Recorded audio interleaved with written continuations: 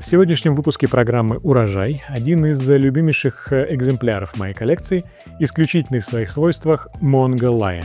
Версия, которую я держу в руках, была произведена в 2009 году и была первой в серии, но позже этого персонажа производили во множестве многообразных вариантов. Сегодня я немножко иначе подойду к своему рассказу и использую этот релиз как отправную точку, при помощи которой мы соберем карту культурных явлений, без которых он не случился бы.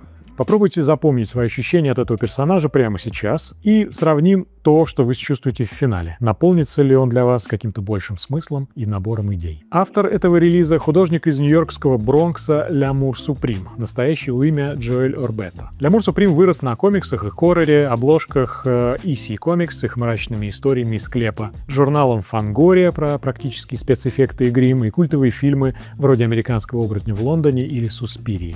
Огромное влияние на него оказал Джек Кирби, легендарный автор комиксов, он художник и рассказчик, сосоздатель ключевых миров и героев Marvel и DC, архитектор космических саг, таких как Галактус, Вечный, Четвертый мир и мастер монументально-гротескных злодеев, таких как Доктор Дум, Галактус, Дарксайд и прочих. Энергия Кирби — это такие массивные формы, взрывная динамика, монструозные персонажи, прослеживаются и в работах Лямур Суприм. Ну а Бронкс научил его DIY-эстетике, то есть делать все своими руками, маски, реквизит, собственных персонажей, а из комиксового сторителлинга родился его узнаваемый визуальный язык. Сегодня он плодовитый и востребованный автор и работает с компаниями типа Nike, Kidrobot, Nickelodeon и создает совершенно разнокалиберные работы, начиная от огромных монументальных росписей и заканчивая дизайном бейсбольных карточек. Но наиболее выдающийся корпус его работ — это сотрудничество с брендом Мишка и Мишка NYC. Бренд Мишка основан в Бруклине в 2003 году двумя друзьями — Грегом Ривьера и Михаилом Бортником. Образ их бренда по общему настроению подается как такой алтарь 80-х с неоновой графикой, странными монстрами и мощной типографикой. Лямур Суприм работал здесь как главный художник и сформировал ключевой образ бренда, такие как «Всевидящее око» Keep Watch, Death Adder, такой медведь, Саймон, одноглазый череп-циклоп и образы, по которым марка выделяется на довольно однообразном стритвир-ландшафте. Вместе с Мишкой он создавал не только графику для одежды, но и игрушечные релизы, такие как Boogeyman, Bootleg Kaiju, серию Keep Watch, The Beast, Warhead, Kong и многие другие. Но Мишка — это гораздо больше, чем просто бренд одежды или площадка для одного художника. Это творческий хаб, пространство, где пересекаются уличное искусство, музыка, дизайн, игрушек и прочие контркультурные движения. Мишка регулярно выпускает капсульные коллекции с самыми разными авторами, создавая плотную сеть культурных связей. С ними работали Скиннер, о котором мы уже говорили, они выпускали совместные релизы фигурок и мерча. Psychic TV с их одежной капсулой, SSUR Руслана Кораблина, Марк Динвека, Love Painted Stitches, Камакири Art, а еще регулярные коллаборации с такими брендами, как Casio G-Shock, Breeze, Kidrobot, Super 7 и прочими.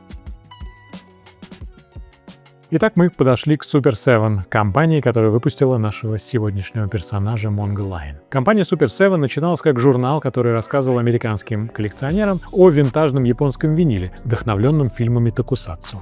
А в 2001 году журнал организовали Брайан Флинн и Марк Нагата, но с течением времени, постепенно обрастая фэн-базой, журнал превратился в компанию, которая сама начала производить свои собственные игрушки. В 2004 году пути создателей разошлись. Super 7 остался за Брайаном, а Марк создал собственную компанию Max Toy Co. и о его коллекции ультраменов я рассказывал в выпуске про 10 стилей и как найти свой собственный. Mongo Lion — это часть серии Snakes of Infinity — Змеи Бесконечности. Это серия дань уважения японской винтажной культуре и философии коллекционирования, основанной на бесконечном цикле открытий и любви к монстрам. Помимо Mongo Lion, который открывает эту линейку, были и другие персонажи, такие как Stomp, получеловек, полуслон, Hood Zombie, а вместе с ним набор сменных голов Coffin Crew, Uzbet, которого задизайнил Chan Man, Squirm, Zombie Imp и многие другие.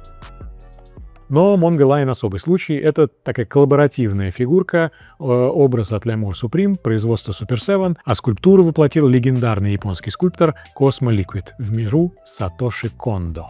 Его никнейм — это имя известного кайджу из сериала про Ультрамена. Сатоши Кондо родился в 1970 году и окончил университет искусств по специальности скульптура. После университета он подрабатывал, создавая дизайн для витрин и реквизит для телевидения, а в 1998 году начал карьеру фриланс-скульптора. В Японии таких мастеров называют генкейши — скульптор, автор мастер-моделей, тот, кто создает оригинальные скульптуры для игрушек и фигур, которые потом идут в производство. Роль таких скульпторов в движении огромна, ведь именно они своими руками превращают двумерные образы художников в объемные тактильные артефакты. С самого зарождения движения альтернативного, или как еще его называют, дизайнерского софуби, Cosmo Liquid делает прототипы для самых разных авторов и компаний. Secret Base, Medicom Toy, Unbox Industries, а также работы для Passhead, Cause, Stranger Factory и многих-многих других. Можно было бы и здесь потянуть за ниточку и погрузиться глубже и проследить взаимное опыление идеями и смыслами, но наше облако сущности, кажется, и без того уже разрослось и наполнилось. Итак, мы посмотрели на призму одной единственной фигурки, на цепочку связей исторических и культурных контекстов, на фрагмент культурной ткани, из которых складывается сцена. Посмотрите ли вы теперь иначе на эту фигурку, с которой 10 минут назад еще не были знакомы?